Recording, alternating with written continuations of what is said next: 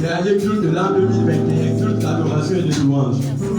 Nous aurions voulu, le temps, un jour nous serons dépourvus de cette tâche-là, de cette borne. Personnellement, j'ai envie d'adorer.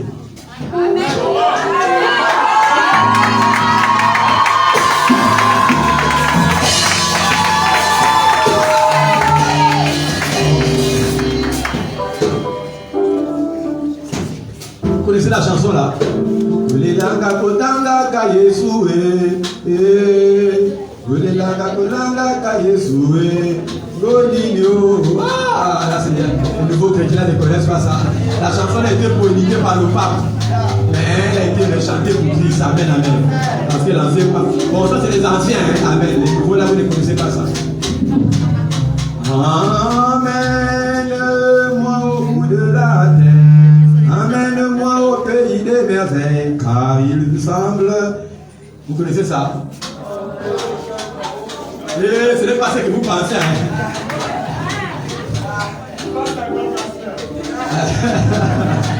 Mais vous asseoir là. Ça c'est la version chrétienne. Assoyez-vous dans la présence de Dieu. À cause du temps, l'enseignement doit prendre place de 12h21. Oh. Bon. Bon, il est quelle heure? Nous sommes en après-midi, c'est ça, non? Bonjour ou bonsoir? Bonjour. C'est bonjour toujours. Donc,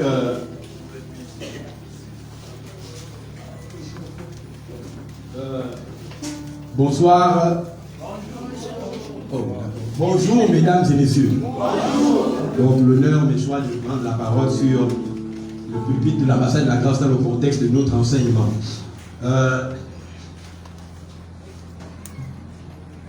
Tambour battant, je vais procéder à un résumé de l'enseignement de façon brève. La thématique objet de notre étude s'intitule le pardon des péchés. Amen. Et sous cette thématique, nous avions vu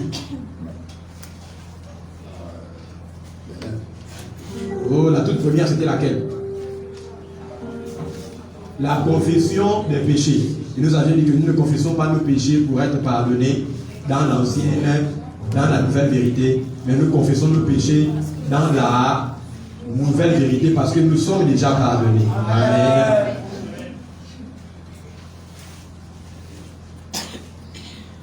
Nous avions également dit que nous ne pardonnons pas les péchés des autres à notre endroit dans la nouvelle vérité pour que nous soyons pardonnés en retour, mais que nous pardonnons les péchés des autres à notre endroit parce que nous sommes déjà pardonnés. Et nous avions dit que la loi condamne les pires, la loi condamne les meilleurs d'entre nous, mais la grâce sauve les pires d'entre nous. Amen. Nous avions dit que dans la loi, c'est l'homme qui fait quelque chose pour Dieu. Mais dans la grâce, c'est Dieu qui fait quelque chose pour l'homme. Et nous avions également dit que dans la loi demande beaucoup et donne très peu. Or, la grâce donne beaucoup et demande très peu. Est-ce que nous comprenons un peu? Nous avions dit que dans la loi, qu'on appelle encore l'ancienne vérité, nous entrions dans la présence de Dieu pour en sortir. Mais dans la grâce qu'on appelle la nouvelle vérité, nous sommes entrés déjà dans la présence de Dieu et nous y vivons 24 heures sur 24, 7 jours dans la semaine, 52 semaines dans l'année, 365 jours. Nous sommes totalement dans la présence de Dieu. Amen. Donc, nous avions dit que sous la loi, on entend des vers de ce genre sortis par les ministres du culte à l'entame d'un culte. Seigneur, nous allons te présenter ces moments. Nous allons prier maintenant même. Et nous allons invoquer le sang de Jésus pour entrer dans la présence de Dieu. Amen. Ou bien nous allons inviter le Saint-Esprit dans sa maison. Amen. Et nous allons voir les gens prier. Saint-Esprit, descend, manifeste-toi. Et je disais que c'est l'un des nouveaux mensonges enseignés dans les églises. Pentecôtistes et charismatiques de réveil. La Bible dit que ton corps est la maison du Saint-Esprit. Alors, si ton corps est la maison du Saint-Esprit, comment tu peux inviter Dieu dans sa propre maison quand il en est déjà le propriétaire? Amen, amen. Ça veut alors dire quoi? Que quand nous invoquons le Saint-Esprit à l'église, il n'est jamais descendu sur nous si vous êtes déjà né de nouveau. Mais si vous êtes né de nouveau, le Saint-Esprit vit, tabernacle, réside et demeure toute l'année en vous. Une fois qu'il est rentré en vous par la nouvelle naissance, il n'est plus jamais ressorti. Donc là où tu es là, tu es la résidence officielle du Saint-Esprit sur la terre des vivants. Comme le président Ali Bongo Ndiba a pour la VP, la villa présidentielle, ou encore le palais du bord de mer, le palais de la présidence de la République, sa villa officielle des fonctions, comme la reine Elisabeth d'Angleterre à Buckingham Palace à Londres, qui est sa résidence officielle des fonctions royales, comme le palais de l'Élysée et le palais d'Emmanuel Macron, le président de la République française. Ainsi, Papa Dieu ou Dieu, l'être suprême, le roi des rois, le Seigneur des seigneurs, a pour résidence officielle des fonctions sur la planète Terre, ton corps, toi qui me regardes actuellement. Donc comme Dieu est luxurieux et phosphorescent et qu'il aime le confort du ciel là où les rues sont pavées d'or et que l'or est tellement pur qu'il est clair à tel point qu'il est transparent et que ce Dieu luxuriant et phosphorescent habite dans ton corps, il ne peut tolérer de pouvoir vivre dans un corps là où la fenêtre n'est pas bien fonctionnante. Or, Matthieu 5 dit, la fenêtre sont les yeux de ton corps. Ça veut dire que parce que Dieu vit dans ton corps, il ne permettra pas qu'il y ait un segment de la maison dans laquelle il vit qui soit mal fonctionnant. Donc, c'est à cause de ça qu'il doit te guérir. C'est à cause de ça qu'il doit te guérir. Amen. Il doit te guérir pour ça. Dieu ne te guérit pas pour démontrer sa puissance, il te guérit pour raison de confort personnel. Il te guérit pour démontrer son amour à ton égard. Pour mieux comprendre la relation qui régit vous et Dieu. Je vais reformuler, oui, meilleure compréhension. Pour mieux définir la relation qui vous régit à votre Père céleste, prenez en procédure, en identification la relation qui vous régit, vous et vos enfants biologiques.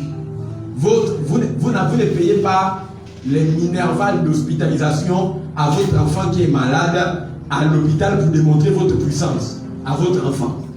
Mais vous payez ces frais d'hospitalisation tout simplement pour démontrer votre amour et votre responsabilité de père sérieux envers votre enfant. Donc ici en fait, Dieu n'est pas dans un standard de démontrer sa puissance qu'il a avec vous. Mais son amour, il veut démontrer son amour intarissable, infaillible vis-à-vis de vous. C'est pourquoi ton problème n'échappera pas au radar de sa puissance dans ce sang. Même si tu as un problème qui n'est pas encore détecté, localisé, scanné, le Saint-Esprit vient le toucher là où il est caché pour le révéler le détruire par la puissance de Dieu.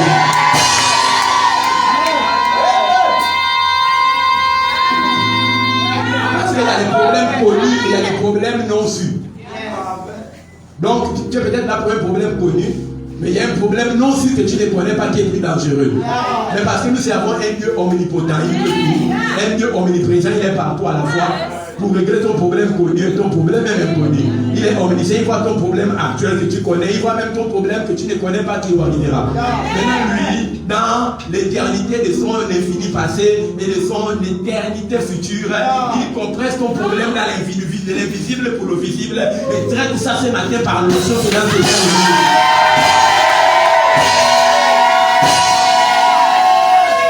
Je demande à tous vos problèmes de prendre la porte, de sortir de cette salle de photo.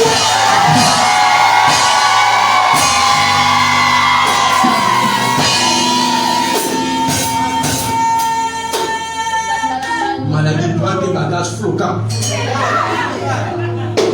Je ne pêche pas, je ne pêche pas, il est sur l'estrade et puis il dit ça, non.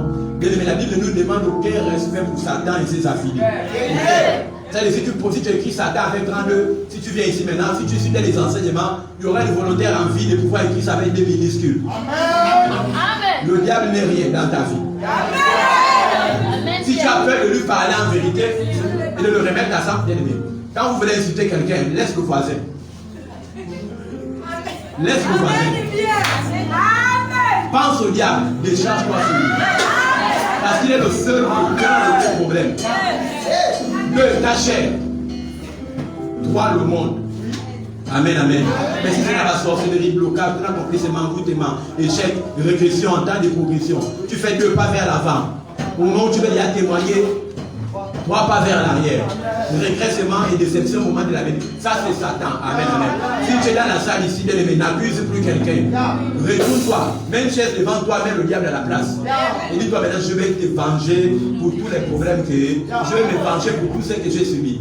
Mais le demander, ne n'insulte pas le diable pour dire non, stupide, chien, ma boule, ça ne va pas marcher. C'est lui qui a créé toutes ces insultes-là. Et ça, tu comprends, qui a mené ça dans le monde.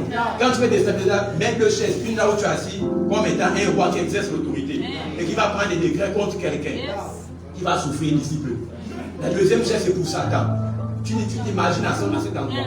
Tu t'imagines à cet endroit et tu commences à déclarer la parole. La victoire qui triomphe du monde, c'est ma foi. Plus grand est à moi que celui qui est dans le monde. Satan qui est dans ce monde. Et dans ce monde dans lequel tu es, la Bible me dit que tu as été investi de ton ancien pouvoir de roi, de cette planète ou cosmos. Et moi, j'ai été investi comme étant souverain suprême de cette terre qui commandait. Donc, c'est moi qui dis que toi, maintenant, tu regardes les vidéos.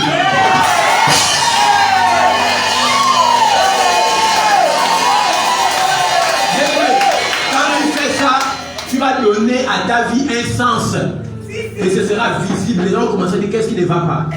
On ne pleure pas devant les problèmes. On ne se morfond pas devant les situations. On rappelle lorsqu'on est dans les problèmes à Dieu ses promesses. Et lorsqu'on est dans les situations, on rappelle à Dieu les solutions contenues dans sa parole. Tu n'as même pas encore commencé à expérimenter.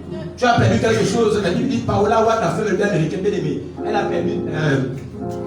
Oh, ça va me revenir. Maria Woulouer-Eta avait 6 enfants. Elle a répondu le ministère à l'âge de 47 ans. Et dans les 6 enfants, quand Dieu l'a appelée, elle a perdu 5. La femme la plus puissante du monde en onction. C'est elle la première qui avait la fin de faire tomber les gens. Ça n'existait pas avant. Elle a perdu 5 de ses 6 enfants dans le mariage.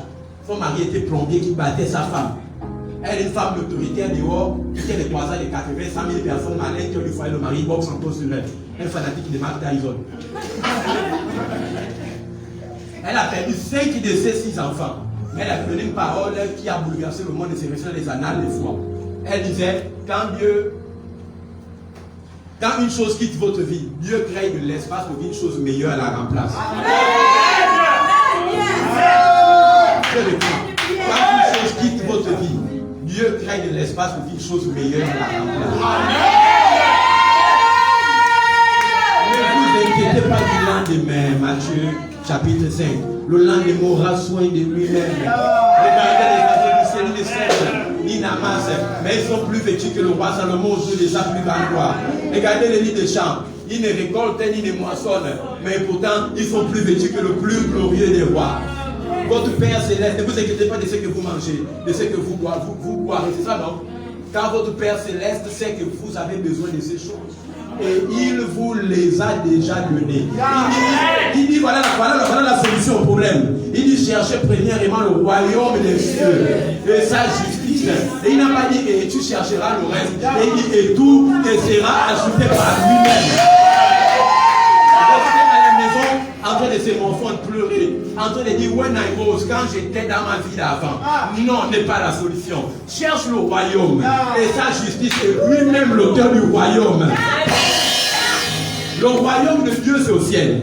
Le royaume des cieux c'est sur la terre. Il nous cherchait premièrement le royaume des cieux et sa justice et toutes choses dans le royaume des cieux vous sera donné. Ça veut dire que dans ce royaume tout te sera donné si tu mets d'abord la quête de la parole à les enfants sont dans la parole. L'homme qui recherche la parole sera poursuivi par les tribunaux au nom de Jésus. L'homme qui recherche la révélation dans la parole sera poursuivi par les millions et les milliards. Il a semé sa voiture Volkswagen Beto pour le royaume. On a vendu sa voiture, on a pris l'argent pour faire les biens d'évangélisation. Aujourd'hui, il est le pasteur le plus riche sur la planète Terre. Amen. Le pasteur qui a pris sa veste, sa chemise, ses manchettes, sa ceinture et ses chaussures, il est parti donner sur l'autel. Il dit Seigneur, je vais tout donner. Si tu me demandes mon sang maintenant, je te donnerai également. Pour l'évangile. Et aujourd'hui, il est le deuxième pasteur le plus riche du monde, d'Afrique et du Nigeria. Amen. Il y a des gens qui achètent les jets privés comme on achetait les baguettes de pain. Mais c'était des gens qui, pour le cas de Edeko, l'histoire nous raconte son témoignage. Et quand il s'est marié avec sa femme, faite de dépôt, quand il a pris la femme, après la cérémonie à l'état civil, il n'avait pas l'argent pour payer l'hôtel pour faire la lune de miel. Ils sont allés dormir dans une voiture abandonnée, loin de là où la femme avait été mariée à la coutume. Et vous voyez, lorsqu'il faisait les anniversaires des enfants, pour manger, il devait aller emprunter les verres, les assiettes et les cuillères chez les voisins. Pour au moins une période qu'il définissait à l'avance, peut-être 30 minutes. Après, tu viens prendre tes cuillères, tes verres et tes assiettes parce qu'il n'avait pas l'argent pour acheter pour eux. Et quand le voisin voyait que ça allait passer 30 minutes, ça fait 1 heure, il venait, il disait enlever la nourriture, mettait dans les sachets. Et il prenait ses fourchettes et ses cuillères, il partait avec ça pour lui-même manger chez lui. Amen, amen. Tu n'as pas encore vécu le degré de pauvreté dont nous sommes en train de parler là. Mais aujourd'hui, le pasteur le plus riche du Nigeria, le plus riche d'Afrique, le pasteur le plus riche du monde. Quelqu'un qui a emprunté les assiettes, les fourchettes et les cuillères pour manger chez lui à midi. Est-ce que vous voyez ce que Dieu est capable de faire? Amen. Jésus est la porte et le portail d'entrée pour une vie d'abondance matérielle et financière. Dans la parole, il dit Jean 10, il dit je suis venu en fait que mes brebis aient la vie. Ça c'est la vie éternelle. Non pas seulement qu'ils aient la vie éternelle, donc, mais la vie en abondance. De quoi vous êtes? Je ne sais même pas pourquoi je parle de ça, c'est même pas mon message. Est-ce qu'on peut laisser ça là? Amen, amen. Je ne sais pas pourquoi je parle de ça, c'est pas mon enseignement. C'est pas mon enseignement. Nous sommes sur le pardon des péchés. Nous sommes sur le pardon des péchés. C'est ça que je voulais enseigner aujourd'hui, normalement. Qu'est-ce qui n'a pas marché dans ma vie? Je vais maintenant parler des choses qui n'ont pas de sens. Amen. Alors, mesdames et messieurs, lors de mon allocution, préambule, nous avions parlé du pardon des péchés. Et pour aller droit au but maintenant, nous avions dit qu'il existe 5 types de pardon des péchés. Le pardon des péchés, dans le livre de Genèse, qu'on appelle le livre du commencement, ou encore le pardon des péchés avant la loi. Nous avons dit qu'il y a le pardon des péchés sous la loi, le pardon des péchés dans les 4 synoptiques qu'on appelle les 4 évangiles. Et il y a le pardon des péchés dans le livre des Actes des Apôtres, puis le pardon des péchés dans les Épîtres, et enfin le pardon des péchés dans le livre des Apocalypses. Amen. Le pasteur Tom avait parlé, j'avais parlé également du pardon des péchés, de la vérité. Autant pour moi, dans le pardon des péchés, je vais parler de 3 types de vérité: la vérité passée, présent et futur. Merci. Résumons ensemble maintenant.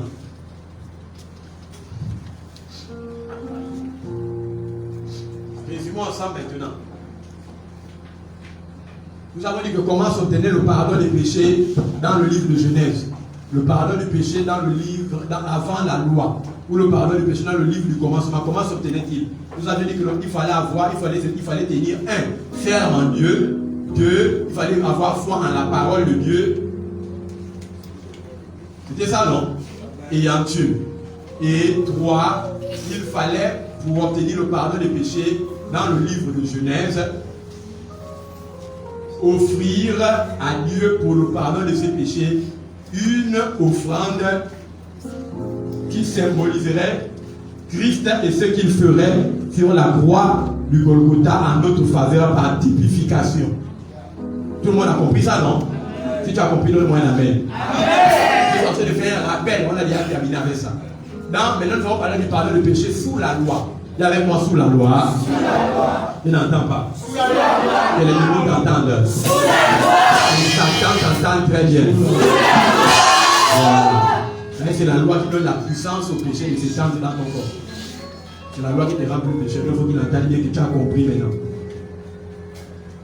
Le pardon des péchés sous la loi, nous avons dit que le pardon des péchés sous la loi était conditionné par le respect de certaines instructions. Et on avait pris comme texte de base le Chronique 7,14. Et on avait dit que le pardon des péchés, pour que Dieu vous pardonne dans la loi, vous deviez offrir à Dieu des sacrifices. Ce que nous ne faisons plus aujourd'hui. Vous deviez offrir à Dieu des offrandes. Vous deviez confesser vos péchés. On avait expliqué ça déjà, non? Amen, amen. Ceux qui se entendent aujourd'hui ne confessent plus nos péchés. Parce que Dieu ne s'en rappelle plus qu'on fait Hébreux 10. Pour ceux qui veulent la preuve de ce que j'avance.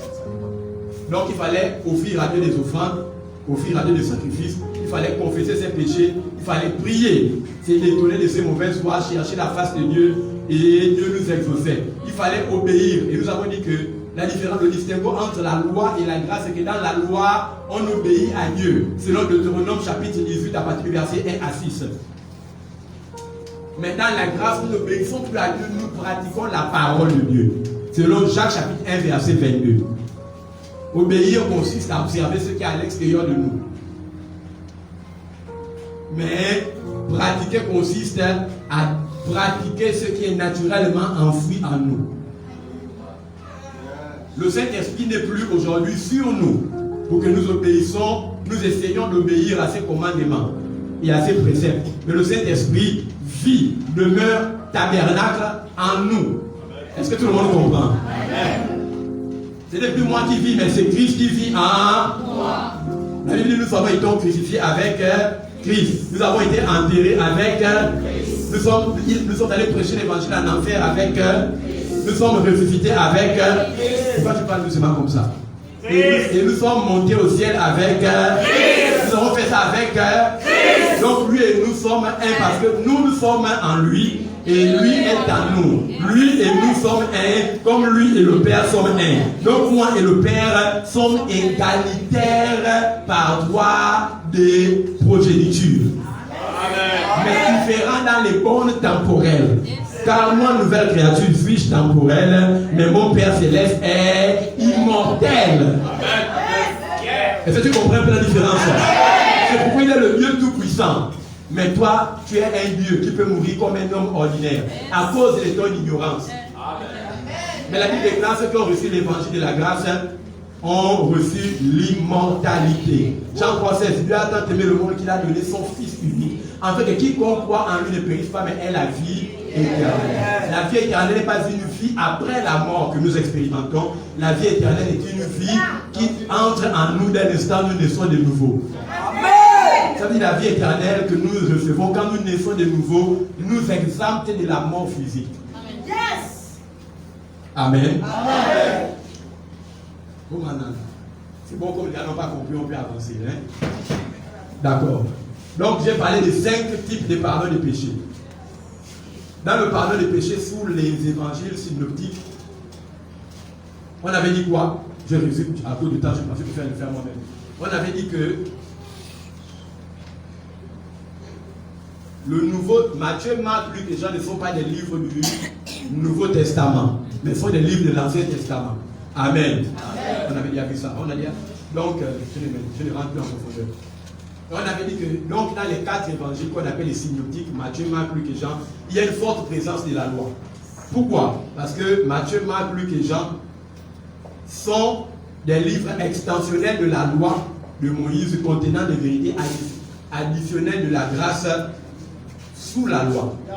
On a dit que Matthieu, Marc, Luc et Jean sont des livres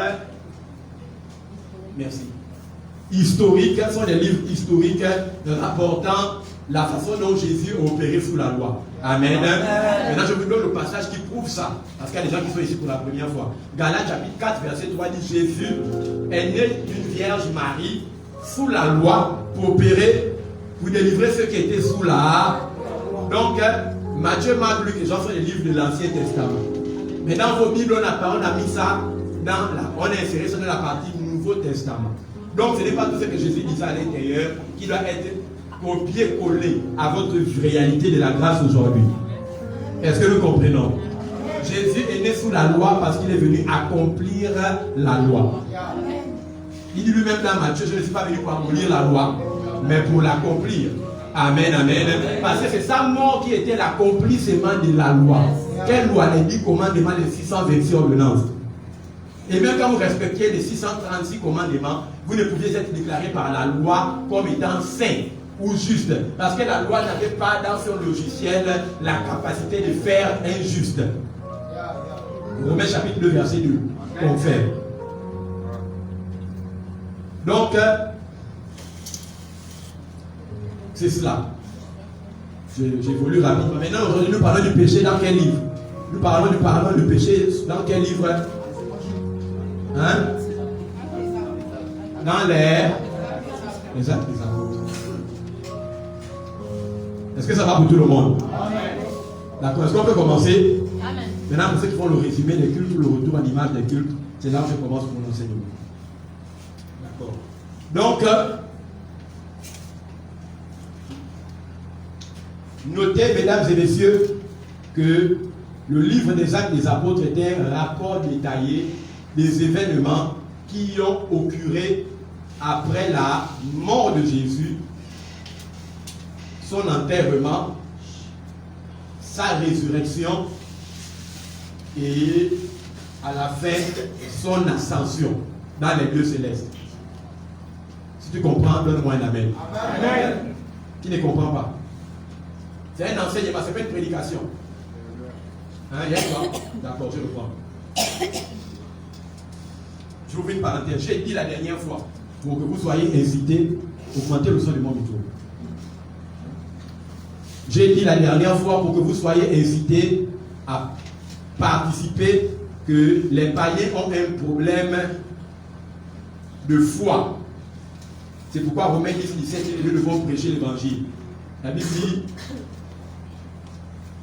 or, la foi vient de ce que l'on a, et ce qu'on entend vient de la parole de Dieu. Donc, les païens ont un challenge de foi, mais les croyants ont un challenge de connaissance. On peut poser 4-6 péris faute de connaissance. Maintenant, ça veut dire que si tu es païen ici, tu as besoin de la foi. Tu as besoin que le pasteur mérite te serve la parole de foi pour que tu naisses de nouveau. Amen. Mais le croyant a besoin qu'on lui serve sur un plateau la connaissance. Est-ce que vous comprenez bien? Donc, lorsqu'il est question de connaissance, il est question d'enseigner ou d'enseignement. Mais lorsqu'il est question de servir la foi à un païen, alors là, il est question de prédication. La prédication exalte le peuple, mais l'enseignement édifie le croyant. Ce qui vous fait résister dans le bon combat de la foi contre les ruses de l'ennemi, c'est l'enseignement. Ça veut dire ce qui vous donne la victoire contre Satan, ses ruses, les dominations, les principautés, les autorités, les esprits méchants dans les lieux élevés ou, dans certaines versions, dans les lieux célestes, c'est l'enseignement. Dis avec moi l'enseignement. C'est pourquoi les églises qui font beaucoup de bruit dépendent généralement du pasteur, comme étant l'autocentre du fonctionnement de la congrégation. Mais une église, là où on enseigne, sera christocentrique. Et Christ sera le central émissaire de la puissance dans l'église. Et plus les chrétiens connaissent sur Christ, plus ils se connaîtront eux-mêmes et seront capables, au travers de ce que Jésus est, a fait, de pouvoir être, avoir et faire ce que Jésus était, avait et pouvait faire. Est-ce que vous comprenez un peu? C'est pourquoi moi j'enseigne Christ comme le centre doctrinal de notre assemblée, parce que plus vous écoutez sur Christ, plus vous devenez Christ. Et avec moi, j'ai Christ à moi. J'ai Christ à moi. Amen. Tout endroit où vous lisez dans la Bible Jésus, dites-vous je suis à cet endroit. Est-ce que vous comprenez? Ok. Je n'ai pas envie de choquer les gens, mais je vois les visages ici qui sont encore. Ils parlent très bien, hein? Mais ça, ce n'est pas un fils de Satan aussi caché. Amen. Donc, maintenant, on parle du pardon du péché selon selon les actes des apôtres. Il y a avec moi les actes des apôtres. D'accord.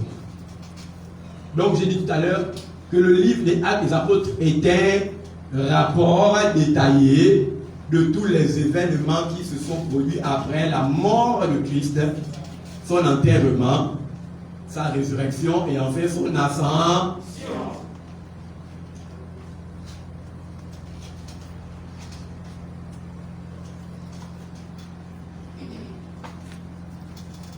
Donc, Jésus étant mort et enterré,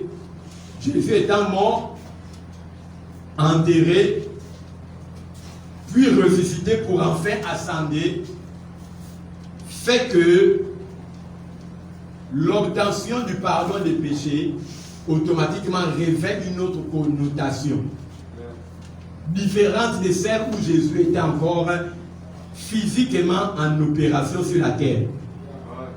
Est-ce que ça sonne clair pour chacun d'entre nous? Je reprends pour que les gens écoutent encore mieux. Jésus étant mort enterré, puis ressuscité pour enfin ascender dans les lieux célestes, fait que la manière, la façon d'obtention du pardon des péchés puisse revêtir désormais une nouvelle connotation, différente de la manière dont le pardon des péchés s'obtenait pendant que Jésus était encore vivant et en pleine opération sur terre. Est-ce que quelqu'un comprend un peu? Si quelqu'un comprend, je veux que tu dises Amen en levant ta main droite.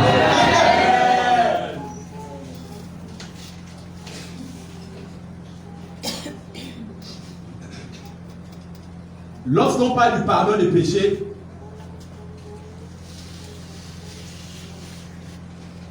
en chercheur industriel de la parole et en qualité d'enseignant, il me revient le devoir d'expliciter les mots-clés de la thématique, ou du moins du pardon. Amen. Pour le mot pardon, l'on retient que pardonner veut dire effacer les péchés. Je donne ça à des ordres, si vous voulez, ou en ordre aussi. Pardonner sous-entend donc que vos péchés ont été, je n'entends pas, effacés. Plus fort. Effacés. Premièrement. Deuxièmement, c'est que vous avez été libérés des chaînes du péché. Amen. Amen. Que vous avez été ensemble libérés des chaînes du péché. Libérés des chaînes de vos péchés. Donc ensemble, 1, 2, 3, libérer des chaînes de mes péchés. C'est mieux comme ça. Ça c'est le deuxième. Terceau, c'est que pardonner signifie que le rapport de vos péchés a été détruit. Est-ce que quelqu'un comprend ce que ça signifie? Pardonner, troisièmement, implique que le rapport de vos péchés ait été détruit. Philippiens 2:8 confère dans la Bible, nous dit: il a effacé l'acte dont les ordonnances nous...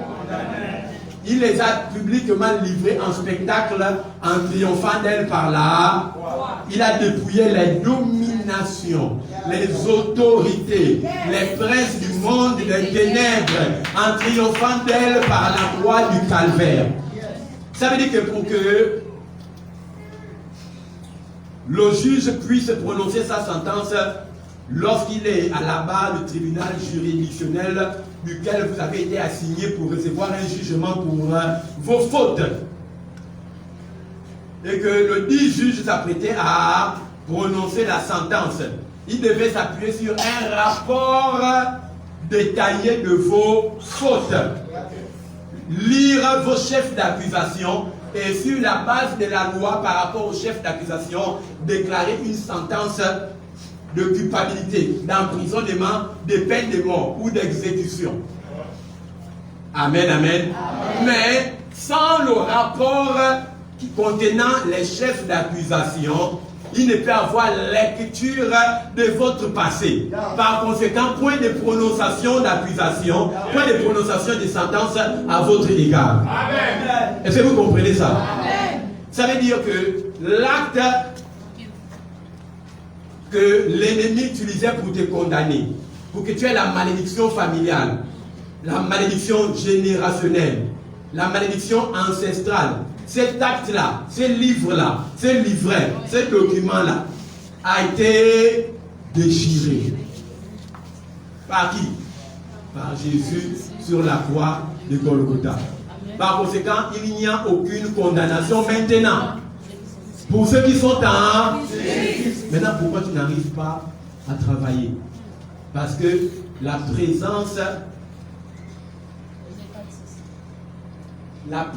du document où étaient énumérées toutes tes fautes par lesquelles Satan te retenait dans le blocage jusqu'à présent est encore vivace dans ton système de pensée. L'acte a été détruit.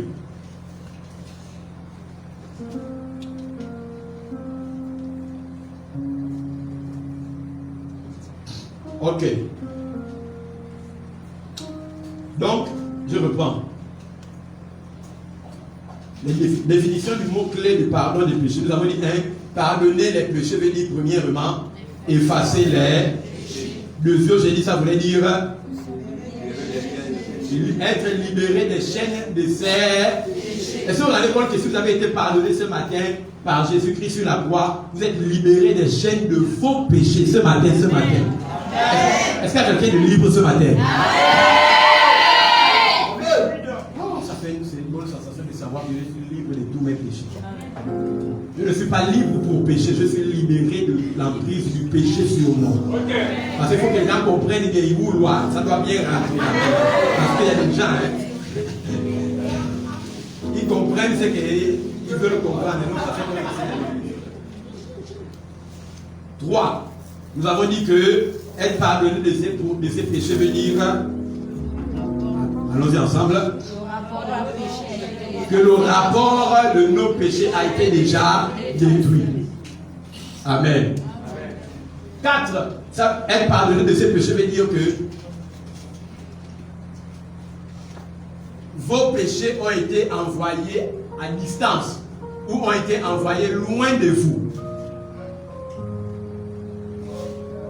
Si ton péché est loin de toi, ça veut dire que tu n'es plus près de lui. Est-ce que tout le monde comprend? Pour que la sorcellerie puisse vous atteindre, il faut la présence du péché. Romains 6, 23, l'âme qui meurt, l'âme qui pêche mourra.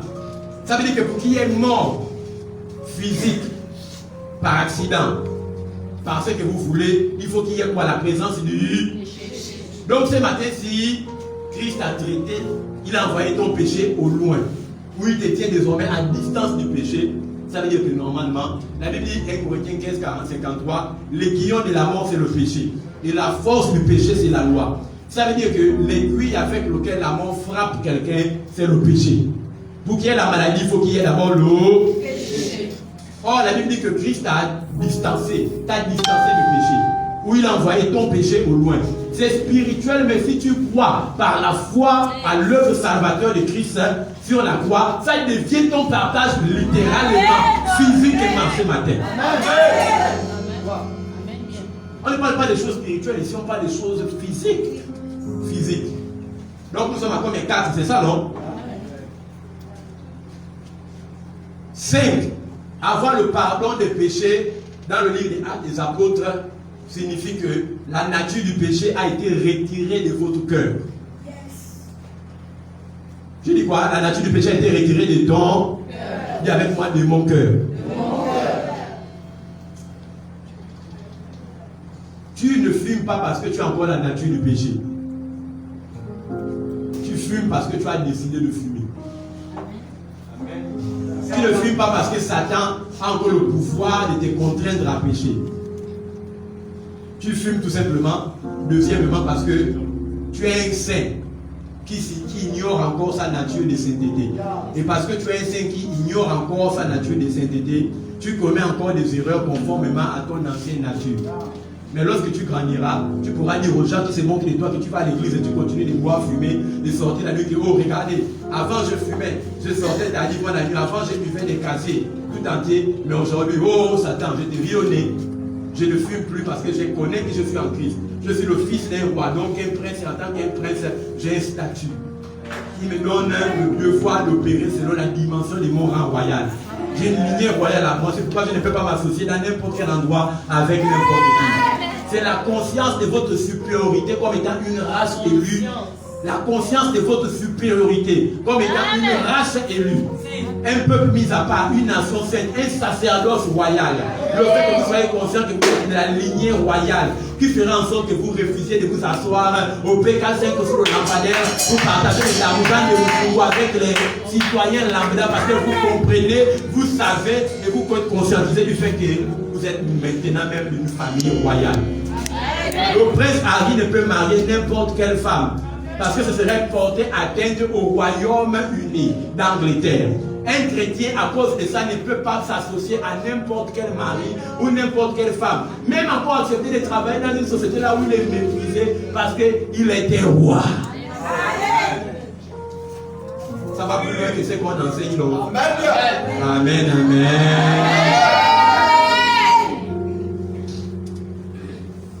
Dis avec moi, je suis un roi. Romains 5, 17, ceux qui ont reçu l'abondance de la grâce et le don de la justice régneront dans la vie comme étant des rois. Dis avec moi, je suis une reine si tu es une femme. Je suis une reine. Si tu es un homme, dis avec moi, je suis un roi. Je suis un roi. Il faut que tu aies en conscience ça à partir d'aujourd'hui. Que quand tu marches à la route, ne regarde pas les problèmes du soleil, des libreville qui tapent sur ton front. Ne regarde pas le congélateur qui est vide. Ne regarde pas les unités qui n'ont pas été rechargées. Amen, amen. Ne regarde pas l'enfant qui est peut-être malade. Ne regarde pas les minervales des scolarités, des mensuels, des enfants qui n'ont pas été payés. Quand tu marches, ne regarde pas le sol, mais regarde droit devant toi. Quand tu parles à un millionnaire, à un PDG ou à un ministre, regarde-lui droit dans les yeux parce que c'est ce que tu as à l'intérieur de toi. Il y a des ambassadeur de Christ. Vous êtes le ministre de la réconciliation. Établi en lieu élevé. Donc vous êtes déjà bien positionné dans les lieux élevés. Amen, amen. Quand on n'a pas un nom puissant, comme le nom de Mongo, quand on n'a pas des bras droits puissants, comme l'Engari, Oyeni, Asele, bien aimé, nous avons un nom, le nom de Jésus. Et nous avons un bras, sa droite puissante, pour nous positionner et nous donner des postes de direction dans ces pays physiques. Le problème, c'est que vous avez un nom qui est plus puissant que le nom régnant. Actuellement, vous avez des bras, vous avez un bras droit qui est plus long que le bras les plus longs de ces pays. Mais par ignorance, mon peuple périt faute de connaissances. Vous n'utilisez pas le nom et le bras long que vous avez, que la parole vous donne en Christ. Au lieu de déclarer les promesses, vous pleurez. Quand vous devez récidiver dans la caisse et venir à l'église, c'est là où vous découragez rester à la maison. Il y a certains qui sont à une enjambée de la ligne d'arrivée pour que le prompteur puisse déclarer la victoire dans leur vie par rapport à l'épreuve qu'ils traversent. Et c'est là qu'ils ont déjà abandonné. Il y a d'autres qui ont abandonné la course avant même qu'on commence à dire avant après. Le succès, la gloire, la puissance et la reconnaissance appartiennent à ceux qui terminent la course. Et lorsque vous êtes, l'épreuve vous dépasse, c'est que vous êtes le plus proche de la ligne d'arrivée. Lorsque l'épreuve atteint son paroxysme, c'est lorsque vous êtes près de la ligne d'arrivée. Lorsque la vie chrétienne n'est pas une course de vitesse, mais une course de marathon. Et pour ceux qui ont déjà couru le 400 mètres, c'est le 800 mètres. Mesdames et messieurs, vous vous rendrez compte que les athlètes courent la course du marathon avec la fougue lorsque le prompteur déclare à vos mains prêts, parce que tout le monde est encore chaud. Mais ceux qui arriveront à la fin, ce ne sont pas ceux qui ont maintenu le rythme de la hardiesse qu'ils avaient au début jusqu'à la fin. Ce sont ceux qui ont commencé avec force pour prendre de l'avance et qui ont ralenti pour gérer le coffre ou encore le poumon. Donc ça veut dire qu'il y a des gens qui peuvent vous dépasser, mais ce sont seulement des faux départs.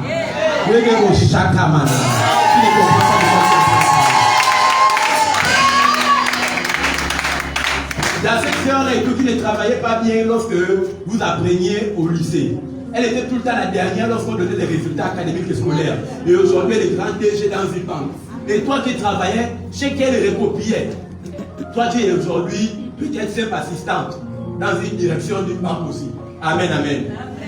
Et quand vous voyez ça, vous vous plaignez, disant, oh Seigneur, tu m'as abandonné. Dieu ne t'a pas abandonné.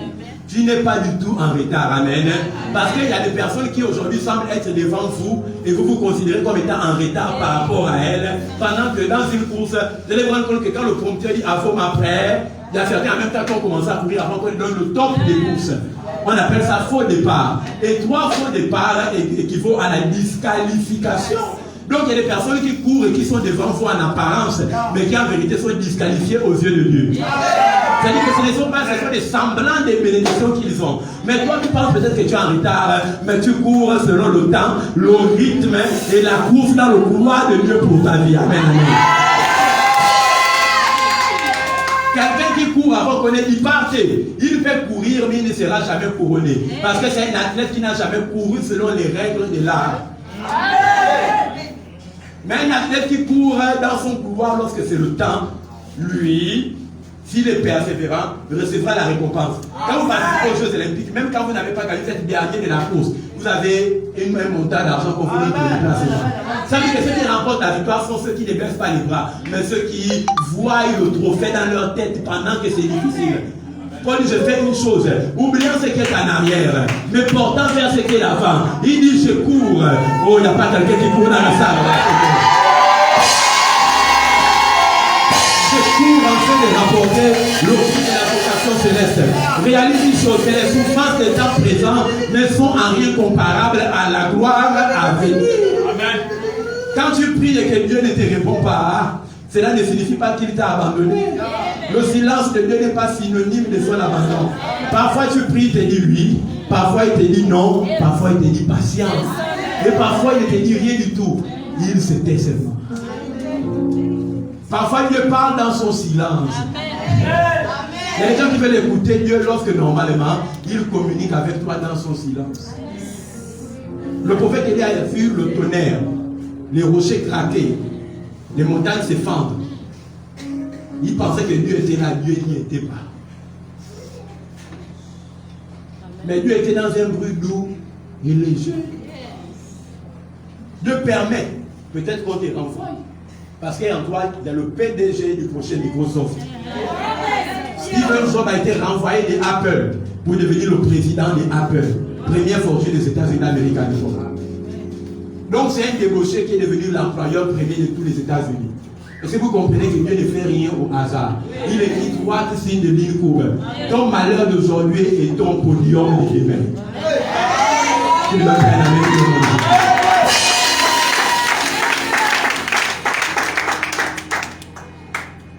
Vous doutez, hein? Non. Bon, en tout cas. Vous doutez? Les miracles, les exploits dans la vie des païens. On appelle ça les histoires de succès de la vie des païens.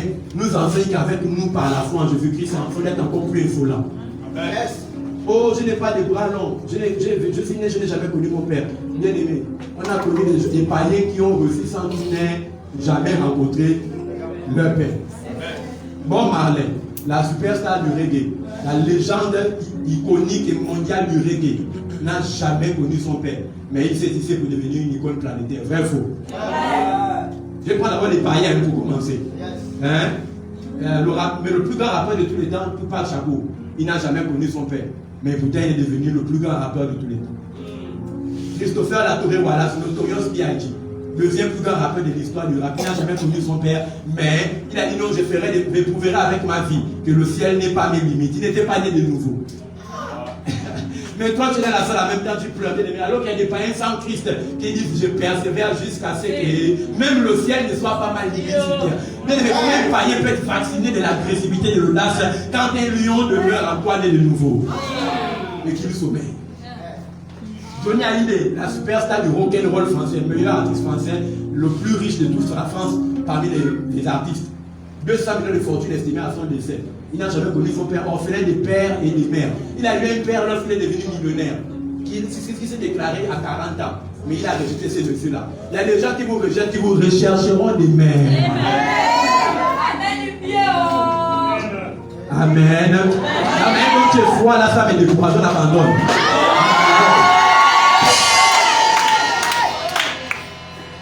Winston Churchill, le premier ministre anglais qui a conduit l'Angleterre à la victoire des Alliés contre l'Allemagne nazie d'Hitler.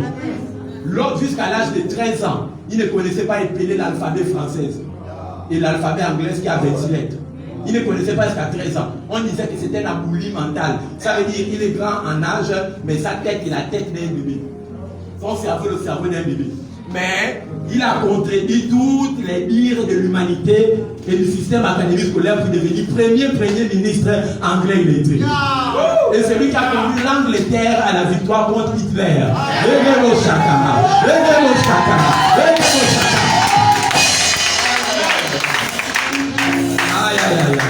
Maintenant, quand tu vois ta fille, est-ce que tu n'es pas mieux que lui? Ne connais-tu pas lire ni écrire? Mosul Kashamao Alewala Abdullah. Première fortune qui dira jusqu'à l'an 2000. Il est décédé d'un coup d'état en prison. Il a mis un verre de cyanure dans son café pendant qu'il était en prison. Lorsqu'il a gagné les élections présidentielles, le Nigeria contre Sani Abacha. Tout le monde connaît, était un grand ami de feu président El Adjoma Bongo. C'est lui qui a transmis le port de la Bada. Vous connaissez ça, non? La veste africaine avec les fils dorés que le président, les fils à l'or qu'il portait souvent là. Bref. Mossoul Kachamaoui Alewale Abdullah, on l'appelait MKO, l'homme le plus riche du Nigeria et l'homme la première fortune africaine à l'époque, qui est devenu président du Nigeria et que Abacha de l'armée a renversé. Il disait jusqu'à l'âge de 23 ans, écoutez bien, jusqu'à l'âge de 23 ans, il n'avait jamais mangé un plat d'omelette frit. Le jour où une femme lui a préparé ça, elle avait 25 ans de plus que lui en âge, mais par reconnaissance, il a pris pour épouse.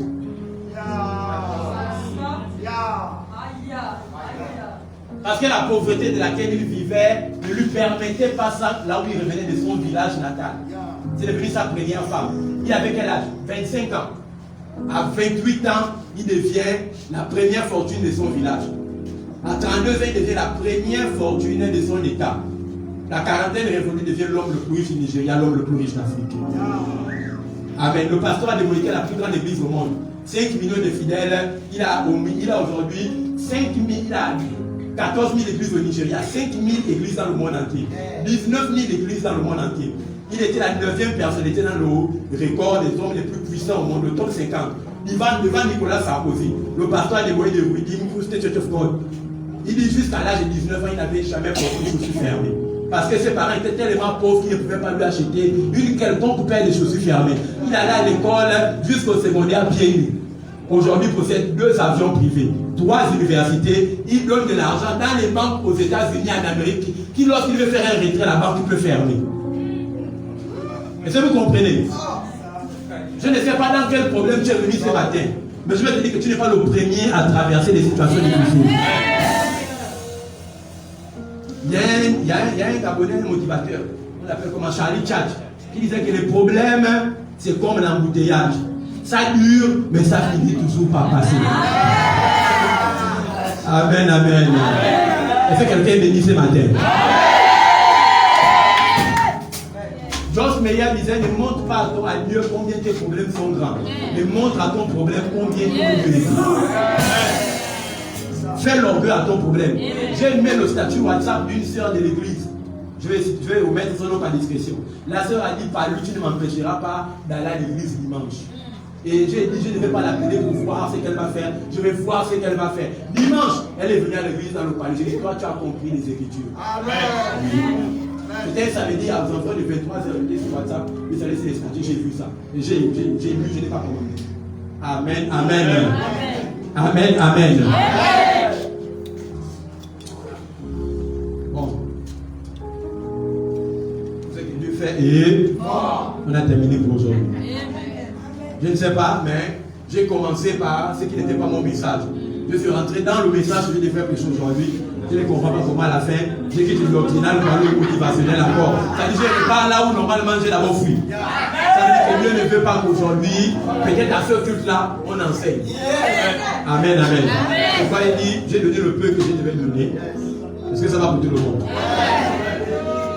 Je suis né d'une famille nombreuse. Nos opportunités sont limitées. Ma mère a fait 9 enfants. Elle a Joma Bongo Ndiba. Il est né à Lewai. Hein? Je sautais certaines étapes. Il est devenu, en tant que 9e d'une famille nombreuse de 9 enfants, président de la République du Gabon. Hein? L'histoire dit que son père, il ne l'a pas connu. Il a été élevé par sa mère célibataire, qui ne s'est jamais remarié. Amen. C'est un Gabonais. Il a vécu dans le Haut-Togo. C'est le Haut-Togo, non? Amen. Maintenant, toi qui es ici dans la salle, oh, j'ai des personnes qui ne vont pas abandonner, laisse sa maman. Si tu as Jésus, il a le nom qu'il faut, il a le bras suffisamment. Fais-lui confiance. Fais-lui confiance. Amen. Regardez que Dieu nous démontre notre incrédulité. Le bishop David Lepo dit la sagesse, c'est l'art d'interpréter les événements de la vie courante et de les transposer aux vérités divines, spirituelles. C'est l'art d'observer les vérités de la vie quotidienne et de transposer leur interprétation dans le spirituel. C'est ça la sagesse. Dites-moi, qui a déjà pris l'avion ici? Qui a déjà pris l'avion? Si quelqu'un dort à côté de toi, donne-lui une bonne gifle. Si quelqu'un dort, donne-lui une bonne gifle.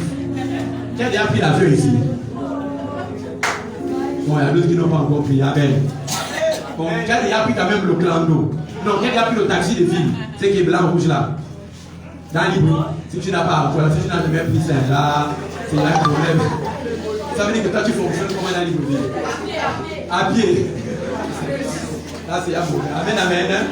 Ok, dites-moi, mesdames et messieurs, lorsque vous prenez un taxi de ville, que ce soit le petit comme le taxi-bus, qui d'entre vous connaît l'identité, nom, prénom, date et lieu de naissance du chauffeur? Mais cependant, parce que vous savez qu'il a pris la responsabilité de conduire aujourd'hui, vous savez que si vous proposez un montant d'argent suffisant pour lui, il vous conduira du point de départ au point d'arrivée. Mais vous ne connaissez ni son nom, ni son prénom, ni sa date et lieu de naissance, ni de quelle famille il provient. Mais vous avez confiance que s'il est au volant et que vous êtes d'accord, parce que vous avez cru en ses capacités de chauffeur, il vous mènera à bon port. Mais si nous qui sommes méchants, nous savons conduire à bon port nos clients dans nos voitures lorsqu'ils abordent nos véhicules. À plus forte raison, Jésus, lorsque tu es monté dans le véhicule de sa vie, toi étant en lui, ne te conduira-t-il pas à la bonne destination depuis le point de départ? Tu ne connais ni le nom, le prénom, la date, le lieu de naissance et la famille d'origine du taximan. Mais tu connais au moins qui est Jésus. Il se présente à toi dans sa parole. Dans le livre de Genèse, il est le commencement et le créateur des cieux et de la terre. Dans le livre de Exode, il est les 10 commandements. Dans Lévitique, il est les ordonnances. Amen, amen. Dans Nombre, il est l'espérance bénie. Dans Deutéronome, il est la bénédiction conditionnelle. Dans Josué, il est le conquérant pacifique. Celui qui a une épée flamboyante, mais qui est la sorte pour défendre. Et qui attaque nos oppresseurs et nos adversaires. Dans Juge, il est celui qui juge avec justice et équité. Devant tous les procès que tu rencontreras, on va te voler ton terrain. On va te voler, tu savais te voler ton mari. Bien aimé, le divorce ne sera pas proclamé si c'est ta volonté. Amen, amen. Il est celui qui juge avec justice et on a arraché tes maisons parce que tu es veuve. Dieu, pendant que je parle, visite tes oppresseurs, le bien sera restitué au monde de Dieu. Amen, amen. Dans Ruth, il est le restaurateur. Dans Néhémie, il est le bâtisseur. Amen, amen. Est-ce que nous comprenons un peu la parole de Dieu? Dans Psaume, il est le psalamiste. Il est le chantre par excellence. Amen, amen. Dans Proverbe, il est la sagesse. Dans Ecclésiaste, il est le Seigneur Jésus qui dépeint la beauté de son amour. Celle qu'il a aimée. Il a tellement aimé l'Église qu'il est mort pour elle. Or, Adam a tellement aimé Ève qu'il est mort avec elle. Dans le livre d'Ecclésiaste, Christ est dépeint par les formes de la femme finalite, la beauté de l'Église en typologie de ce que l'Église, toi, tu serais aujourd'hui. Oh Église, que tu es belle, que tu es magnifique. 1000 femmes du monde ne sont pas comparables à toi qui es assis seul dans la salle.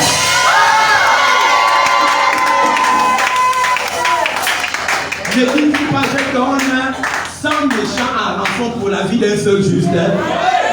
Une femme peut-elle abandonner son enfant, mais moi, l'Éternel, je ne t'abandonnerai pas. Je ne te laisserai pas. Je serai toujours avec toi jusqu'à la fin des temps. Tu traverses des problèmes, mais je bénis de ce que tu traverses tes problèmes. Parce que tu ne restes pas dans les problèmes, tu es déjà en train de sortir. Donne-moi la main.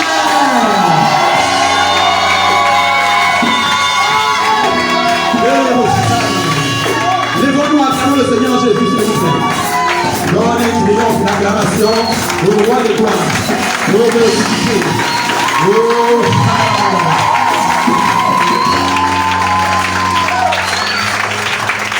Oh, oh, j'aime mon Dieu, j'aime adorer Dieu dans sa parole.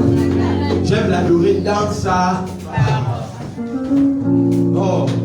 Dans Isaïe, il est la pierre qui a été détachée sans le secours d'un homme. Dans Daniel, il est le libérateur qui délivre nous croyants de la fausse religion. Je ne sais pas dans quelle fosse tu as été jeté. Amen, amen. Mais dans la fosse au lion, Daniel ne pouvait être mangé par les lions.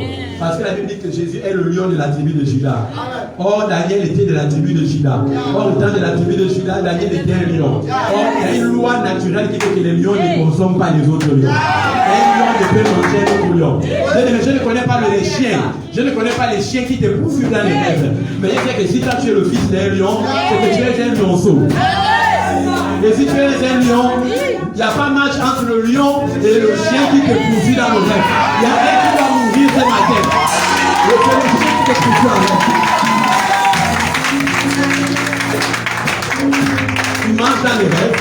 Tu manges dans les rêves. C'est seulement ça ton problème. La Bible dit non, voici les miracles qui accompagneront ceux qui ont cru. Marc chapitre 16. À mon nom, ils chasseront les démons. Ils imposeront les malades et les malades seront guéris. Ils parleront de nouvelles langues. Même s'ils boivent des quelques breuvages mortels, rien ne leur sera fait. C'est physiquement, non? Maintenant, toi, tu manges dans les rêves seulement. Si ce que tu manges physiquement ne peut rien te faire, est-ce que c'est ce que tu manges dans les rêves qui va affecter ta vie? Ça veut dire que par droit de compréhension de ce que je vais te dire, tout mangement, toute nourriture que tu as mangé dans les rêves perd son pouvoir de destruction dans ton corps et dans ton système.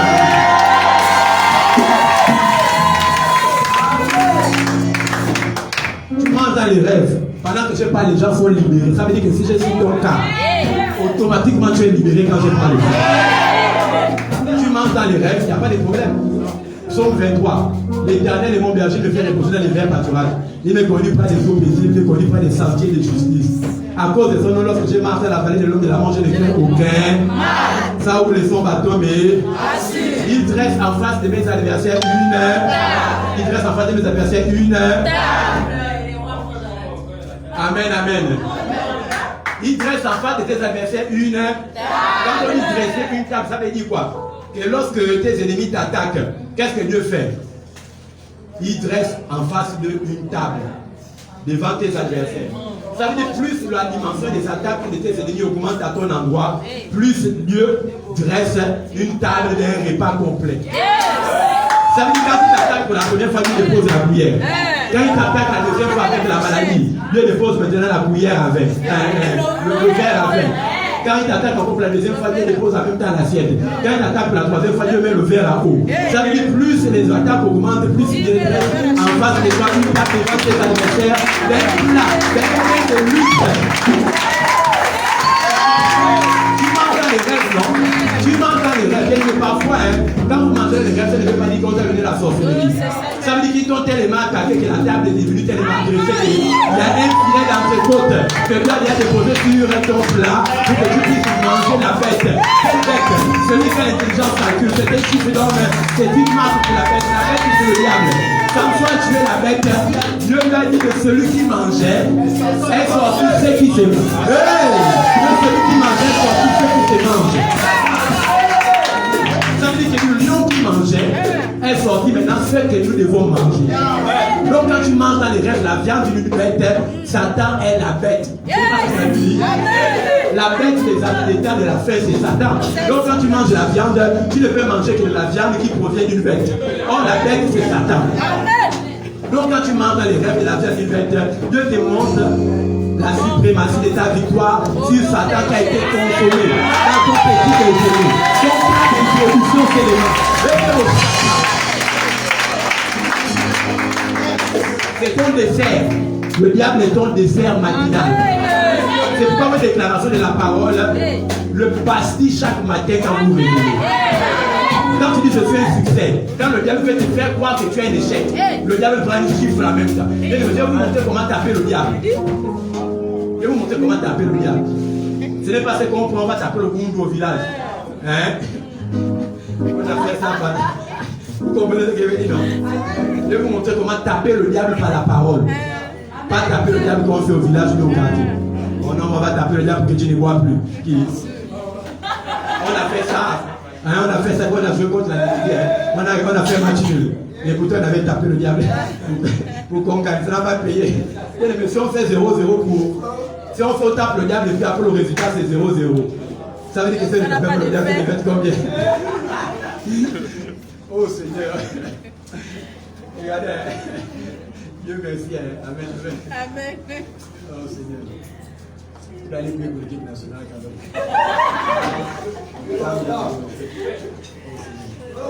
On fait un plat avec le diable, on va 0-0. Mais ça veut dire que si on n'avait pas fait ça, on n'est pas combien.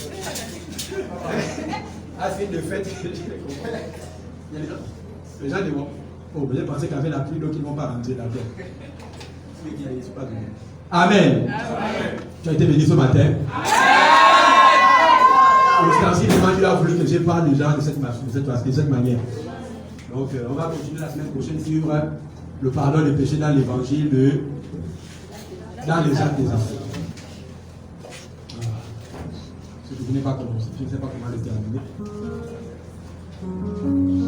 Je veux que tu pries le Seigneur.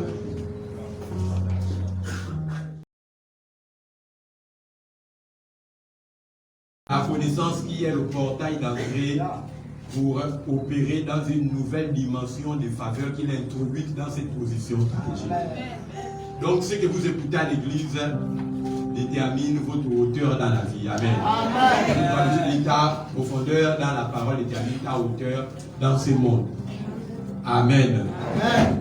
S'il vous plaît, si vous voulez être commandant dans ce monde, vous devez obéir aux commandements. Ce n'est pas les commandements, ce n'est pas les 10 commandements des 626 ordonnances. C'est les commandements scripturels contenus dans les Écritures et dans la grâce pour votre libération. 2 Timothée 3, 15, toute Écriture, avec moi toute Écriture. L'Ancien Testament et le Nouveau Testament ont été donnés pour moi d'instruction dans la justice. C'est écrit, donc tout le monde connaît ça. 2 Timothée 3, 15. Amen. Donc la faveur, ce matin, je prie que tous ceux qui sont en quête de la faveur de Dieu dans leur vie, c'est-à-dire ceux qui sont comme des oiseaux rares, c'est-à-dire que votre poids ne détermine pas la qualité et la quantité de votre poids. Est-ce que vous comprenez? Que ton poids intellectuel ne définisse pas ta poids en Christ dans ce monde. Amen, amen. Tu n'as pas compris. Que ton poids intellectuel et financier ne détermine pas tes poids en Christ par la foi. Amen. La Bible nous dit que Jésus, dans le livre synoptique de Jean, est défini comme étant l'aigle. Or, l'aigle engendre des aiglons. Donc, tu es un aiglon. Et la particularité de l'aigle, c'est que les aiglons se nourrissent du sang. Amen. Amen. Les aiglons volent plus haut que les autres voltures. Amen. Amen. Et l'aigle adulte peut peser entre 5 et 10 kilos. Mais il peut transporter des poids qui vont entre 20 et 50 kilos. Ça veut dire que son poids ne détermine pas sa poids. Amen. Ça veut dire qu'avec un petit bagage intellectuel, avec de petits moyens financiers, avec de petites connexions, avec des petits CV, je vois des gens ici obtenir des poids en milliards et en millions. L'absence d'amène face à mes déclarations.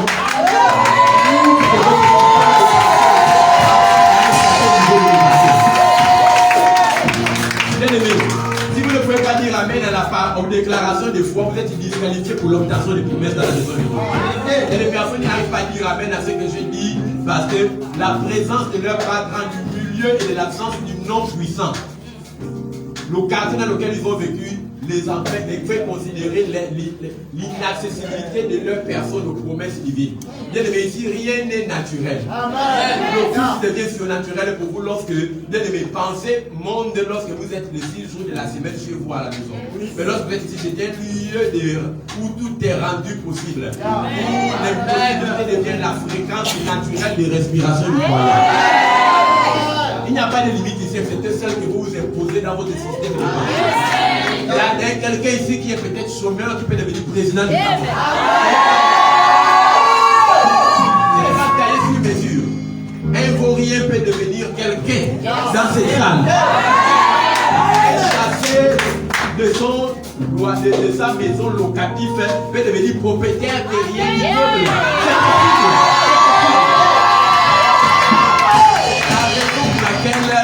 Vous ne dites pas amen, c'est parce que vous considérez le fatras duquel vous provenez. C'est une plateforme de transformation, de restauration et de nouvel élément. Nous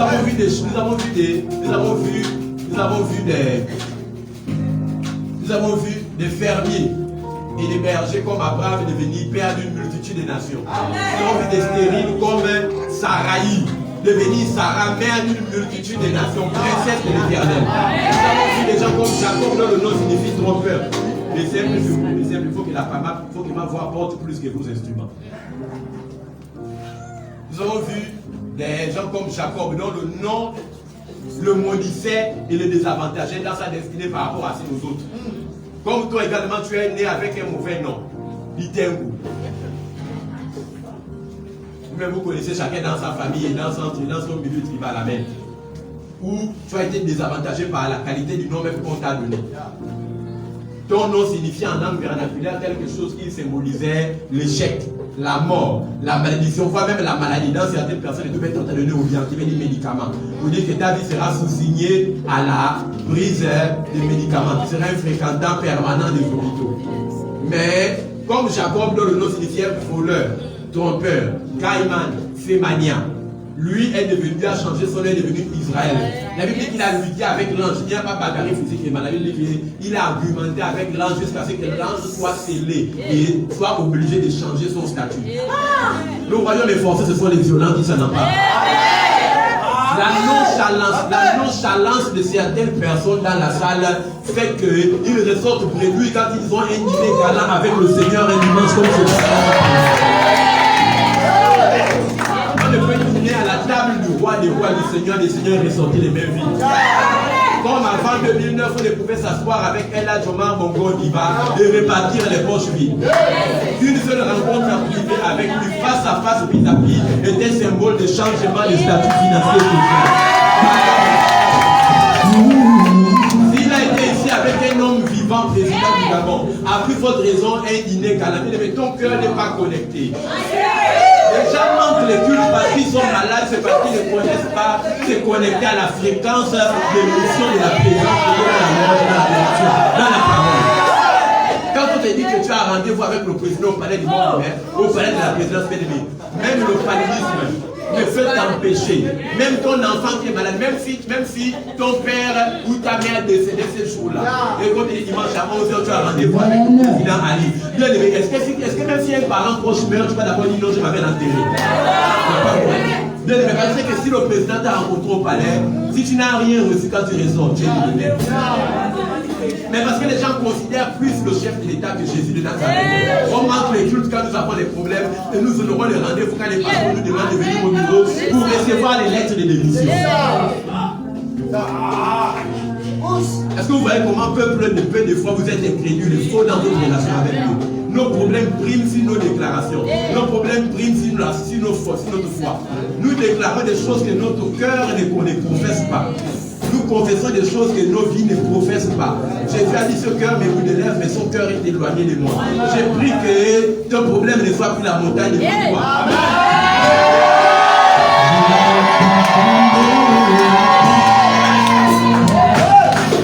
Mais que tout problème qui est une obstruction au relâchement de ta foi soit désormais une montagne sèche détruite et aplanifiée.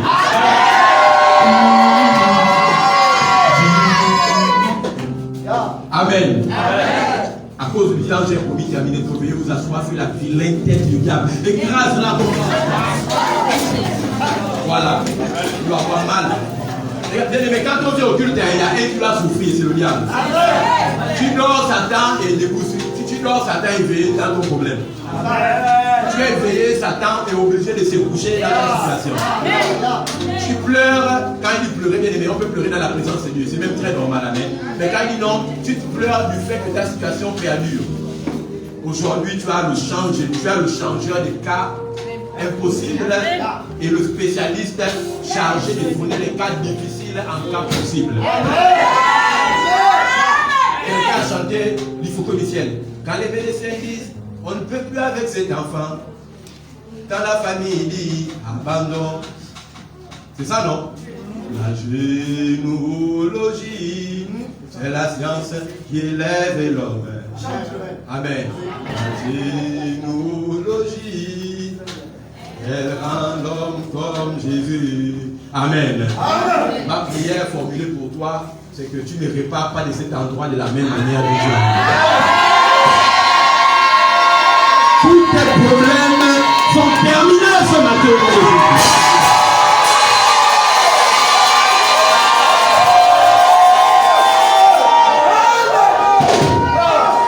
Il y a des endroits à Libreville, au Gabon, en Afrique centrale, en Asie, en Amérique, où au moment où nous sommes en train de parler, les gens crient des cris de mort et de décès.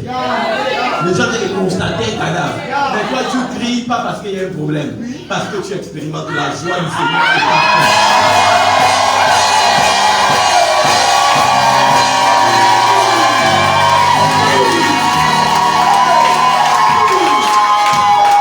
Au moment où je vous parle, dans les PK 30-40, il y a des gens qui sont avec le caolet, paille blanc, rouge, en train de danser le mouvement Mohamed. Mais toi, tu es là, tu es en train de danser pour Jésus.